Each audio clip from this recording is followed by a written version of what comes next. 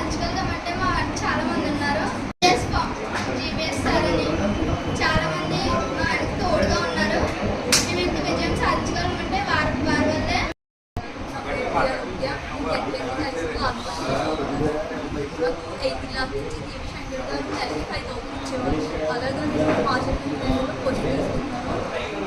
శంకర్ గారు 5,000 ఇవ్వడం వల్ల నేను ఇదంతా సాధ్యమైంది. నాకు 5 స్టార్ మార్క్స్ వచ్చాయి. అలా ఇవ్వకపోతే నాకు ఈ మార్క్స్ కోచ్ వెళ్ళిపోయింది దాన్ని.